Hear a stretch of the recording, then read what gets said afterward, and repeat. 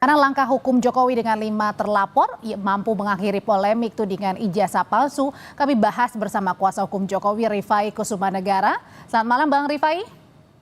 Selamat malam Mbak. Bergabung juga pakar telematika sekaligus pihak terlapor dalam kasus ini, Roy Suryo. Malam Bang Roy. Malam Mbak, malam juga Pak Rifai, malam juga semua pemirsa Kompas TV. Jadi saya mau Selamat konfirmasi malam, dulu Bang Suryo. ke malam. Mas Roy terlebih dahulu. Jadi benar kalau Mas Roy Suryo ini menjadi pihak terlapor di antara 5 orang yang sudah dilaporkan oleh Pak Jokowi hari ini di Polda? Iya kan udah sering disebut, nggak apa-apa. 2 RS itu kan double RS ya, saya sama Dr. Rismon Sianipar, nggak apa-apa. Tapi yang menarik gini Mbak Putri, kan tadi kan kita dengar sendiri ya dari Pak Yaakob ya. Jadi kemarin kan ada nama Pak Rizal Fadilah, itu nggak ada, sudah. Jadi ada tambahan nama Pak ES, Egy Sujana, dan juga ada tambahan nama K itu Bu Kurnia. Wah ini, ya apa-apa, nanti masyarakat Indonesia biar menilai lah. Jadi seorang mantan presiden itu mempidanakan ya 2 ibu-ibu di sini, gitu kan gitu. Kenapa Mempidanakan loh dia, mempidanakan Ibu Kurnia dengan Dr. Mas Roy, kalau tadi Mas Viva. Roy pakai kata-katanya adalah nggak apa-apa biar masyarakat tahu bahwa seorang mantan presiden melaporkan kasus dugaan ijazah palsu ini. Kenapa sih? Apa yang dimaksud dalam hal ini? Iya bagus, artinya kan sebenarnya kan kasus ini sampel. Benar kata Pak Jokowi, kasus ini sebenarnya sederhana. Kalau dari awal itu Pak Jokowi itu menunjukkan ini loh ijazah saya, wah dengan ramahnya itu sebenarnya tidak akan ada masalah. Jadi dari situ mungkin masyarakat langsung bisa melihat, tidak akan timbul kecurigaan, kemudian bahkan mungkin curiosity atau istilah sekarang keponya para ahli meneliti itu nggak banyak, tapi karena selalu disembunyikan, nah itulah malah tadi kan kita dengar juga mediasi tidak akan mempublikasikan kayak gitu kan, ini menjadi lucu ya, makanya nggak apa-apa, semua punya hak ya. Jadi kita menghormati juga, hormati Pak Jokowi untuk melaporkan itu dan mempidanakan termasuk 2 ibu-ibu tadi, ya gitu, dan hormati kami juga untuk menyampaikan secara ilmiah, dan kalaupun ilmiah itu nanti harus ditandingkan atau harus dilawankan dengan hukum, nah nggak apa-apa, biar saja, biar masyarakat yang menilai dan biar ini menjadi diskursus yang bagus untuk masyarakat. Oke, saya ke Bang Rifai. Bang Rifai, kalau tadi Pak Jokowi setelah didalami sebagai saksi keterangannya, ini menyatakan bahwa ini sebenarnya kasusnya biasa tergolong ringan ya, tapi kemudian kenapa akhirnya melapor Pak Jokowi dan sudah begitu juga melapornya ke Polda Metro Jaya? Oke, sebenarnya kami ini sudah menangani persoalan ijazah ini sejak 2 tahun yang lalu, Mbak. Dan sebagai advokat kami sudah menjelaskan banyak hak hukum yang bisa digunakan, baik gugatan perdata maupun laporan pidana, tapi Pak Jokowi berulang-ulang menyatakan saya tidak akan menggunakan hak tersebut, apalagi saya sebagai presiden, karena jangan sampai dianggap menyalahgunakan kekuasaan atau dan sebagainya macamnya. Nah, dengan demikian waktu itu kami hanya sekedar menghadapi gugatan, tapi setelah 6 bulan beliau lengser, ternyata isu ini kembali bergulir, bahkan menjadi lebih masif ya, seperti tadi Bang Suryo bilang, sebenarnya ditunjukkan saja sudah selesai. Nyatanya tidak demikian, kami pantau gitu. UGM sendiri, rektor dan dekan sudah menyatakan itu clear, Pak Jokowi betul kuliah, tetap terus dicari persoalannya, entah fontnya lah, entah fotonya lagi, lari lagi ke skripsi, dari situ objek berpindah ke skripsi. Dari skripsi lari ke lembar pengesahan. Oke, jadi intinya ini dicari-cari permasalahannya begitu ya? Jadi kami melihat ini bukan menguji kebenaran, tapi memang tujuannya adalah untuk menyudutkan, mencemarkan nama baik beliau. Betul begitu Mas Roy, kalau ini tujuannya adalah untuk mencemarkan nama baik, mencari-cari masalah. Gini. Kenapa ini berkembang ya? Karena dulu dalam setiap, tadi betul kalau sudah 2 tahun yang lalu Pak dan kawan-kawan itu sudah mendampingi. Tapi waktu itu kan tidak pernah ada dihadirkan yang namanya ijazah itu. Bahkan Dekan Fakultas Kehutanan UGM, Pak Sigit Sunarta, itu pun hanya menunjukkan fotokopi saja, hitam putih. Dan baru ketika kemudian ada yang namanya seorang kader partai, yaitu berani memposting itu di X dan dia menuliskannya asli, gitu kan. Nah, dan itu berwarna. Itu kemudian menarik untuk diuji gitu loh. Apalagi kan kalau kader partai itu kita tahu ketua partainya adalah anaknya Pak Jokowi. Yang kedua, itulah kemudian kami mengajukan surat kepada UGM, TPUA untuk datang resmi. Jadi kami datang resmi ke UGM itu, dan itu yang memang harap diketahui bahwa dengan kedatangan kami pada tanggal 15 April kemarin itu justru membongkar kotak Pandora. Karena skripsi yang disebut skripsi itu ternyata adalah waduh banyak sekali. Yang tadi disebutkan betul. Ada fontnya, ada kemudian ada lembar pengesahan yang tidak ada, bahkan ada nama-nama search-nya tertulis tapi tidak. Dan itulah yang kemudian kita uji. Jadi sekali lagi, yang kami uji skripsi itu adalah primary evidence. Primary evidence itu artinya skripsi aslinya. Yang disebut skripsi aslinya Jokowi. Itu kayak gitu. Dan kalau udah kayak gitu Mbak, kami sangat menyayangkan kalau UGM harus memutuskan, dan dari situ UGM goyah. UGM mulai keterangan yang kemudian tidak benar, menjelaskan itu. Jadi ya kita harus kemudian men-challenge UGM gitu loh. Izinkanlah saya selaku lulusan UGM asli dan juga Dr. Rismon dan juga Dr. Tipa itu kemudian dengan kecintaan kami terhadap UGM ini harus dibuka seluas-luasnya. Ini gitu, harus dibuka sebenarnya Bang Rifai, ini tujuan dari teman-teman menginginkan hal ini. Ya, kami setuju sekali dengan kami menggunakan hak hukum tadi pagi, itu sudah jelas kami akan membuka semuanya. Dan satu fakta yang diyakini bahwa pertama Pak Jokowi meyakini betul bahwa ijazahnya asli, kedua telah menyelesaikan perkuliahan sesuai prosedur sehingga layak mendapat titel kesarjanaan, termasuk skripsi yang dibuatnya pun dibuat secara benar, ya. Dan ini semua akan kami buktikan tentunya. Karena bagaimanapun siapa yang melapor harus membuktikan. Nanti tinggal kita adu pembuktian masing-masing dan tinggal dilihat tujuan dan motif dari masing-masing. Oke, kalau berbicara tadi kita lihat tujuan sama motifnya masing-masing, Mas Roy, kalau gitu sebenarnya apa sih motif atau tujuan dari meminta Pak Jokowi untuk menunjukkan ijazah asli begitu? Kan saat ini apa urgensinya nih? Ya, kata kuncinya betul tadi ya, yaitu kejujuran.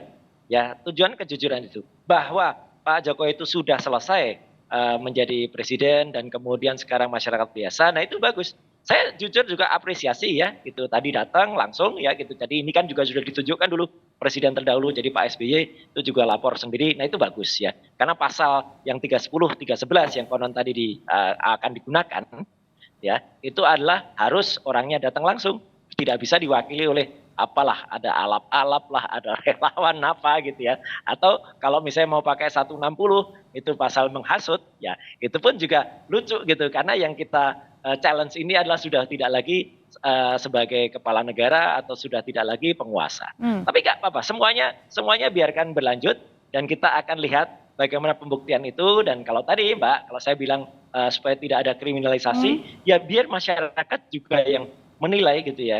Tadi juga acara di Gedung Juang 45 siang tadi, jujur adalah acara dari masyarakat yang kemudian mereka memberikan memberikan dukungannya ya gitu kepada kami berempat gitu, masih ada Pak Riza Fadila untuk kemudian nanti mengungkapi. Jadi semuanya akan berjalan, insya Allah. Memang betul setuju kalau memang pengadilan itu akan menjadi jalan tengah, tapi sekali lagi yang namanya ilmiah dan keterbukaan informasi publik sesuai dengan sebelum kita lanjutkan lagi nih perbincangannya, kita simak bersama dulu pernyataan dari Polda Metro Jaya.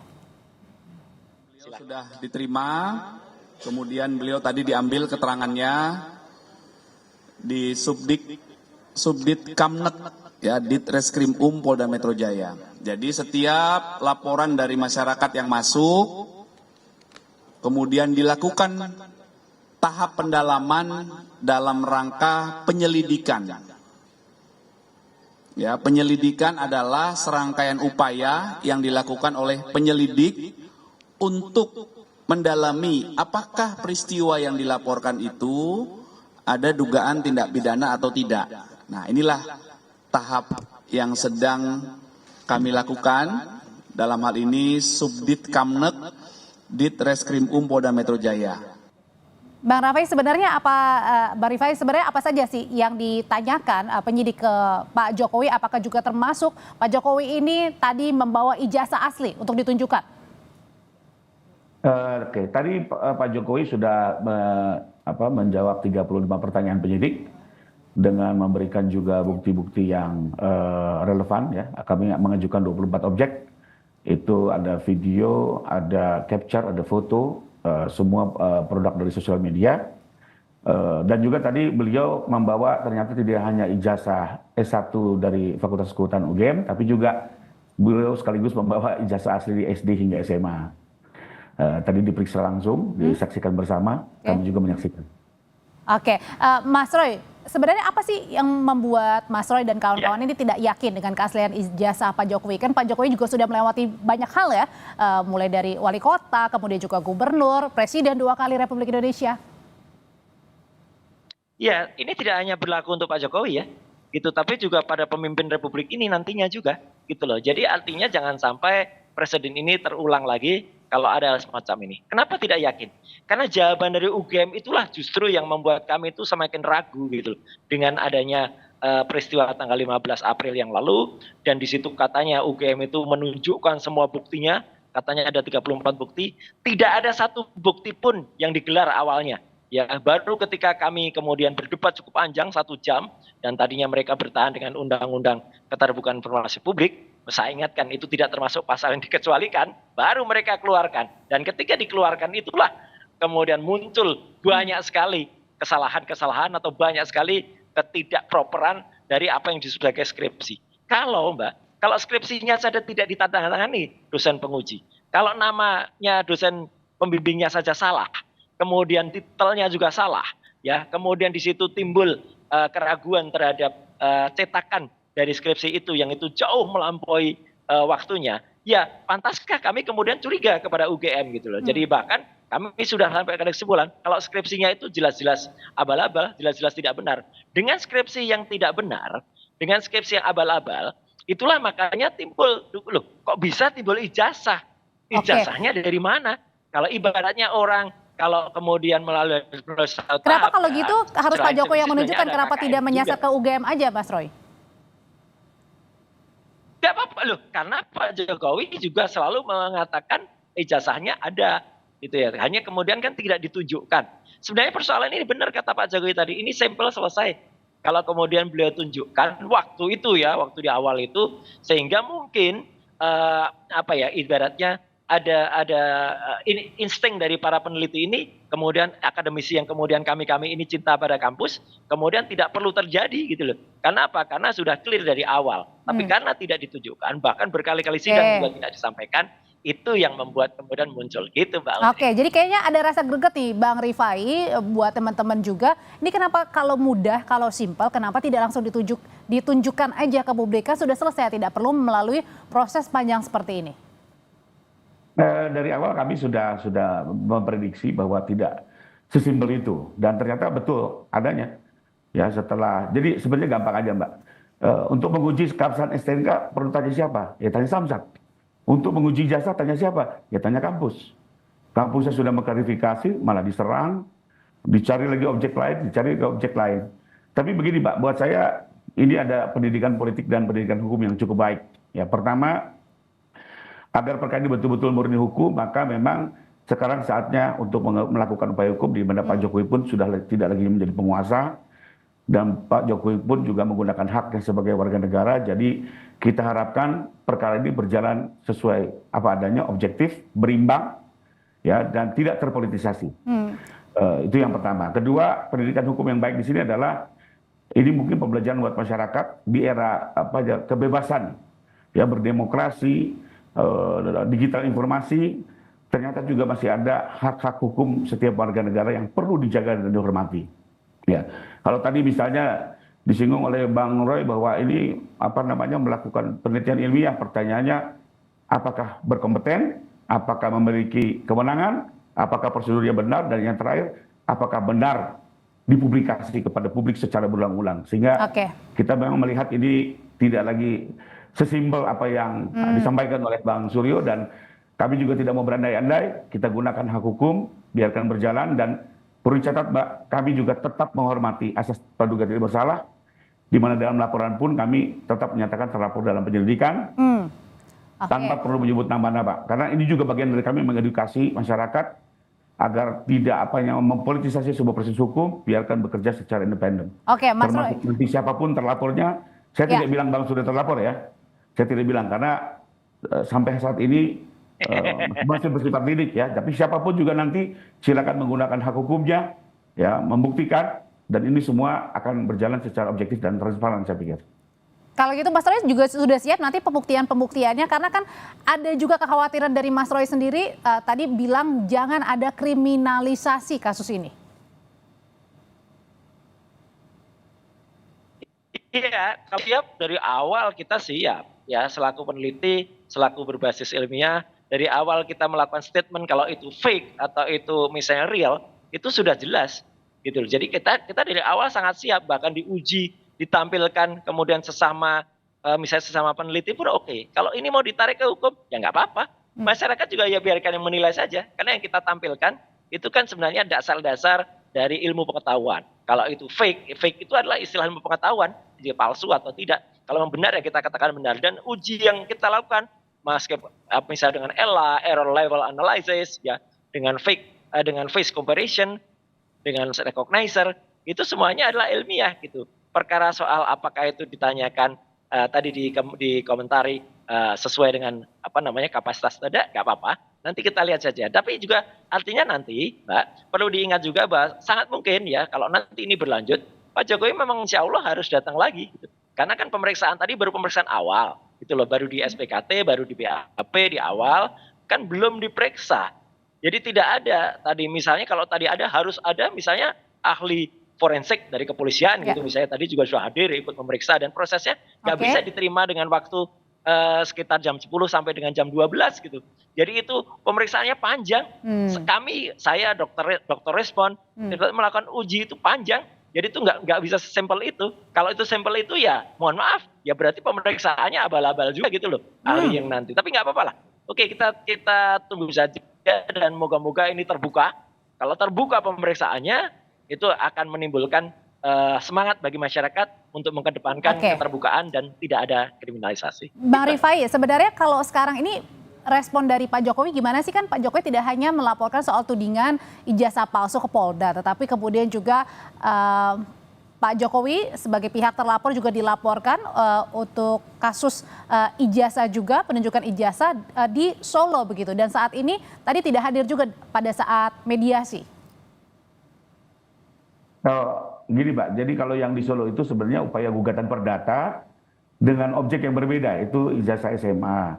Nah kebetulan itu ditangani oleh tim lawyer lain, sehingga saya tidak bisa mengomentari, saya harus menghormati sesama rekan yang menangani. Nah namun demikian, yang di Polda ini kan yang kita laporkan adalah terkait dengan tudingan yang disebarluaskan di media, sosial media ya. Jadi fokusnya lebih ke situ dan memang spesifik kepada ijazah S1 dan berbagai tadi skripsi dan lembar pengesahan dan yang lain-lain terkait dengan itu. Kalau tadi ada mungkin anggapan bahwa apakah tidak merespon terlalu berlebihan seorang Pak Jokowi ini kemudian sampai melapor ke Polda Metro Jaya? Kalau dari Pak Jokowi sendiri tanggapannya gimana, Bang Rifai? Soal hal ini. Jadi kembali lagi kita sudah mengikuti ini selama 2 tahun. Di sisi lain sebenarnya Pak Jokowi berharap dengan beliau juga sudah pensiun itu bisa berkumpul dengan keluarga ya dengan kegiatan-kegiatan sosial dan yang lain-lain, tapi ternyata diseret lagi dengan isu-isu yang kita pikir ini sudah lebih ya, sudah agak keluar batas. Nah sebelum itu pun juga kami kan sebenarnya sudah diminta oleh Pak Jokowi menyampaikan kepada publik untuk menghentikan. Kami melakukan 2 kali konferensi pers ya kalau tidak salah untuk mengingatkan sudah cukup, sudah selesai sampai di sini. Bahkan Pak Jokowi pun sempat diwawancara kan. Saya ada batasnya dari kurang begitu. Nah, tapi ternyata ini terus bergulir ya mau tidak mau yang kita lakukan adalah menggunakan hak hukum. Karena di sisi lain juga yang perlu diketahui Mbak, ini juga para pendukung Pak Jokowi pun juga sudah mulai sedikit bergerak ya.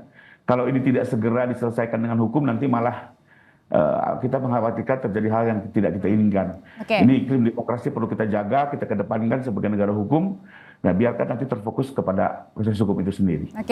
Kalau di Mas Roy sendiri kan tadi Pak Abraham Samad juga mengatakan ya laporan Pak Jokowi ini terhadap Anda dan teman-teman ini merupakan bentuk pembungkaman. Apakah Anda juga merasakan hal seperti itu? Mas Roy? Iya, gini.